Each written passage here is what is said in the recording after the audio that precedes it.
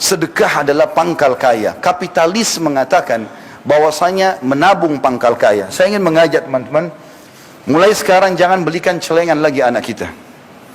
Membelikan celengan anak-anak ini membiasakan mereka bakhil, penyakit jiwa, pelit. Bahkan sampai kalau kita kasih uang dimasukkan ke celengannya, kakaknya pun atau adiknya pegang celengan dia bisa marah. Kapitalis mengatakan menabung pangkal kaya, Islam mengatakan sedekah pangkal kaya. Kira-kira ketemu nggak? Yang satu bilang simpan, yang satu bilang memberi, nggak akan ketemu. Kasih uang sekolah kepada anak-anak, bilang, nak kalau kau makan, kasih temanmu juga. Kalau lihat orang miskin, berikan sedekah. Latih mereka untuk itu. Dan dikatakan dalam hadis Bukhari Muslim, Nabi SAW sangat dermawan, dan lebih dermawan lagi di bulan Ramadan. Jadikan momen ini tepat sekali. Dan sedekah teman-teman pangkal kaya. Nggak usah cari resep yang lain. Teman-teman di sini yang buka usaha, teman-teman yang membuka usaha pun di luar daripada Kalibata City ini, teman-teman sekalian, resep sederhana. Grafik usaha mau naik, kami pun praktisi lapangan, dan saya sudah praktikin, buktinya sangat banyak. Sedekah pangkal kaya. Sedekah, berikan. Yang sudah sering sedekah 10.000, sekarang mulai 100.000. Yang sudah 100.000, sedekah 1 juta. Yang 1 juta, sedekah 10 juta. Tidak akan berkembang kecuali kita mulai dengan jumlah yang lebih kecil. Makin besar kita sedekahkan, makin besar juga balasan dari Allah. Dengarkan hadis Bukhari, hadis Qudsi. Kata Nabi SAW, Allah berfirman, ya ibna Adam, unfik alaik. Wahai anak Adam, berinfaklah, maka aku akan berinfak kepadamu.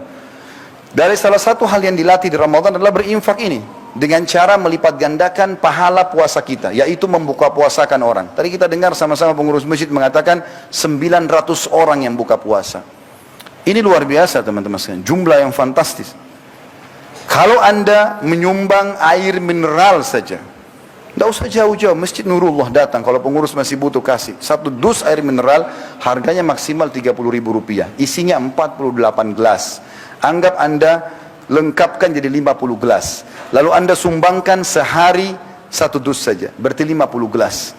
Itu cuma Rp30.000. Artinya hari itu anda akan panen 51 pahala puasa. Anda 1 dan 50 orang lain. Bagaimana kalau kita sumbang 2 dus, 3 dus, atau bahkan 900 orang itu semua anda pegang? Berapa banyak pahala kita bisa dapatkan? Berarti kita dapat 901 pahala pada hari itu. Padahal kita cuma 1 hari puasa. Ini luar biasa. Mungkin anda mengatakan, Ustaz, tidak semuanya orang bisa buka puasakan orang. Subhanallah, sahabat sudah tanya itu. Dan para sahabat mengatakan dalam hadis sahih, ya Rasulullah, tidak semua orang bisa buka puasakan orang lain. Karena yang dibayangkan sahabat mungkin seperti seseorang dari kita membayangkan nasi campur yang lengkap, biayanya 30.000 1 orang. Maka apa jawaban Nabi SAW? Allah akan berikan pahala buka puasa ini, walaupun dia hanya memberikan susu yang dicampur dengan air. Kalau susu kita campur air, teman-teman, tinggal warna, hilang rasanya. Tapi kalau tidak punya kecuali itu, dia dapat pahala orang yang dikasih buka puasa itu. Atau sebutir kurma, atau seteguk air. Bukan 1 gelas, seteguk air. Dan apa kata Nabi SAW? Dan siapa yang memberikan seteguk air bagi orang yang berbuka puasa, Allah akan memberikan dia seteguk air dari telagaku pada hari kiamat, yang dia tidak akan pernah haus sampai masuk ke dalam surga. Kesempatan emas. Ustaz, saya miskin, nggak punya Rp30.000 beli dus, misal. Baik, masih ada cara lain. Anda masuk ke masjid sini, minta tolong sama marbot, saya mau ikut bantu tata kurmahnya, tata gelasnya. Nggak ada biaya uang itu, cuma tenaga. Kalau juga masih belum mau, sudah miskin, susah, mau jadi orang kaya, masuk ke masjid, maunya cuma dilayani. Mau duduk tinggal buka puasa, ada resep terakhir. Kalau tidak mau, pukul saja. Karena luar biasa, berarti dia tolak pahala yang luar biasa. Nggak ada modal uang, nggak ada modal energi. Kalau lagi duduk mau buka puasa, angkat gelas mineral di sebelah kita, kasih teman di sebelah. Ini ya, ambil puasa saya, ambil punya dia, saya ambil puasa kamu. Modalnya cuma begini. Pindahin air. Ini juga nggak mau, cambuk saja. Luar biasa bakhilnya. Untuk diri sendiri pun pelit.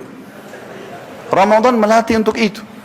Di Madinah teman-teman, saya tetesin air mata tahun 90, saya datang gara-gara itu. Turun di Masjid Nabawi, saya dipeluk sama 1 orang. Saya lihat mukanya, saya nggak kenal.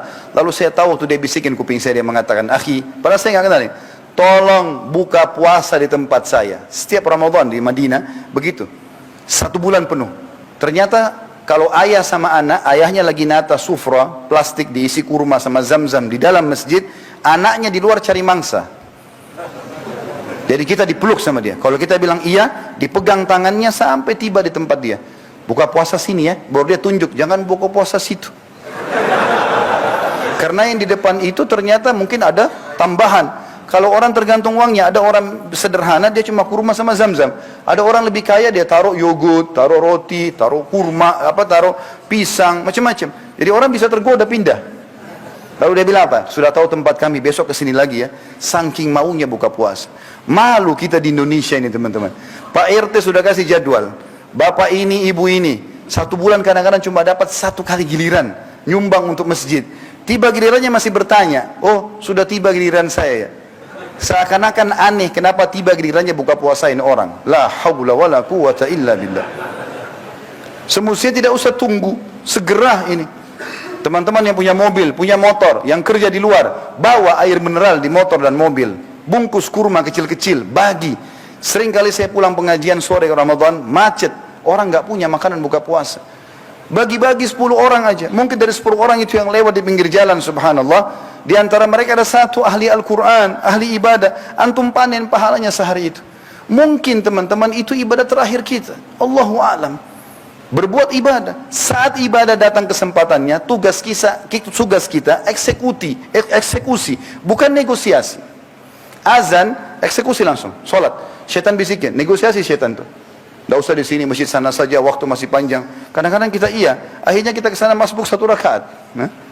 Orang miskin minta, kita eksekusi, kasih langsung. Syaitan bisikin, itu orang mampu, anak pinjaman, kakinya palsu. Dusta, semua syaitan ini, supaya kita tidak sedekah. Jangan negosiasi, eksekusi langsung. Jalankan kebaikan-kebaikan teman-teman. Dan Ramadan melatih kita untuk itu.